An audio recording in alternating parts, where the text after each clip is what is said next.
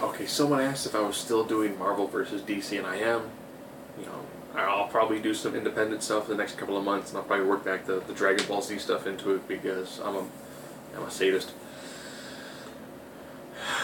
And someone threw out Joker, Punisher. These two, of course, actually have met in the comics, and it was a bloody, violent affair that could have easily had turned much more unique with probably one more panel. As always, I do these. I don't think I really need to explain the Punisher or explain the Joker very much. They're two relatively well-known characters. Joker's been in pretty much all of the cartoons, the majority of the film series. Punisher, he has had a couple of films, one of which was really good, one of which was okay, and one that's really, really hard to watch. But he's still a very well-known character. So always I do this through a set of criteria: intelligence, fighting ability, strength, speed, durability. This is like pain tolerance, generative abilities. Invulnerability, this is going to be your armor. Energy projection, this is your range, versatility, and X factor. If it's 5 to 4, the person with 5 more than likely is going to be the person who gets the victory. If it's 6 to 3, you start seeing this dividing get greater and greater and greater. Here we go, intelligence.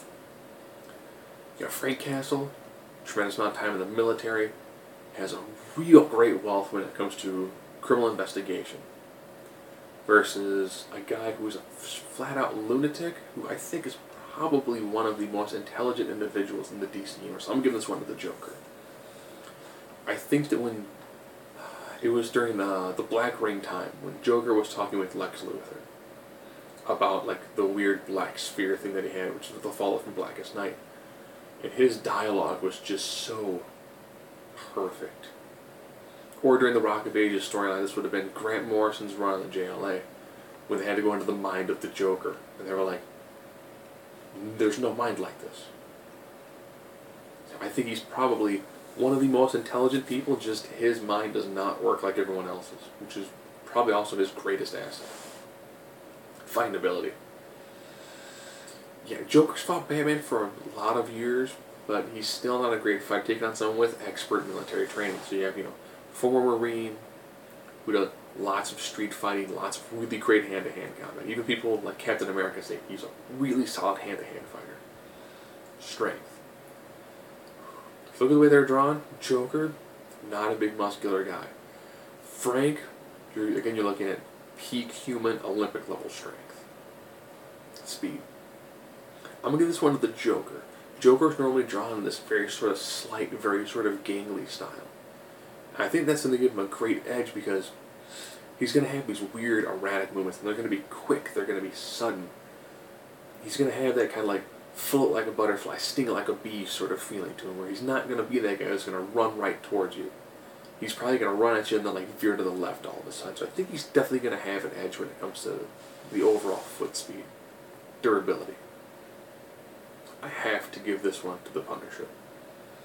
When he was facing Daken, I believe he got to the point where he was in the process of being decapitated and he was still conscious.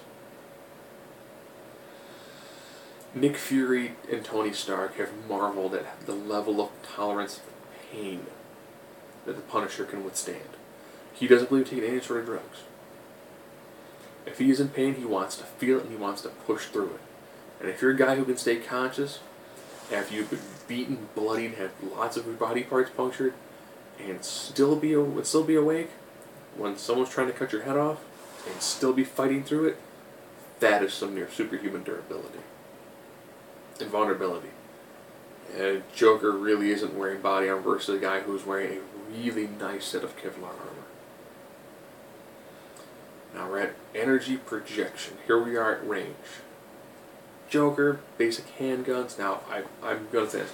I'm not allowing Punisher to have access to the Skrull cache that he recently picked up, which pretty much gives him, like, Cable Deadpool-style weaponry. Like, everything's a BFG. I've seen the photo where it looks like he's carrying Optimus Prime's arm if it were to be a gun. Yeah, he's going to have his very standard, his very basic sort of armament. But at range, you've got a guy who's an expert sniper, an expert marksman. This is a guy who has a tremendously great shot. Versatility. Yeah, I'm going to give this one to the Joker. I'm giving the Joker versatility because when you're facing somebody like him, you don't know if that whoopee cushion's full of acid, just a whoopee cushion. You know if the hand buzzer is one that's going to electrocute you, or it's just a regular hand buzzer. He's got so many things that he can bring up to you at any point in time. And you don't know what's on him at the time and what he's going to use as a weapon. And then X Factor. I'm giving this one, again, to the Joker. So I still do think that what's going to happen is Punisher's going to get the upper hand. Punisher's going to put a gun to his head. He's going to pull the trigger. What's going to happen, though, is when Punisher has got him beat and he puts the gun to his head, Joker's going to throw out every single random crazy thing that he can throw at him. Because I was going through, Frank Castle's Rogue Gallery, and I'm like, has he faced anybody who I would say is like the Joker? Jigsaw kind of comes to mind, because you get someone who's got, the physical scars, the psychological scars. Very intense individual, wants to get up close, wants to, like beat you with like a crowbar. And I was like, but that's somebody he's got a much more methodical sort of way of doing it, where the Joker he is the perfect agent of chaos against Batman's world of order. And you have no idea what he's going to do. Frank might put the gun to his head and be like, you're a murdering psychopath, I'm going to finish. He might grab the gun and put it in his mouth and probably say something like, go ahead and make me immortal. Or, make my day. He's going to do something that's going to probably make Frank go, oh, wait a minute. If I kill this guy, like the average person would probably think about doing, do I make him this sort of like, martyr? And he's going to throw out enough of the random stuff to kind of make Frank second guess himself, which might be enough time to have Joker potentially come forward and do some sort of additional moves to him. But I do think it's an inevitability that Joker will fall to the Punisher. Which of course means that if you happen to take out the Punisher anywhere near Gotham, if you're the Punisher taking out anywhere in Gotham, especially the Joker, you're probably going to have a run-in with Batman. So Punisher, Batman next week.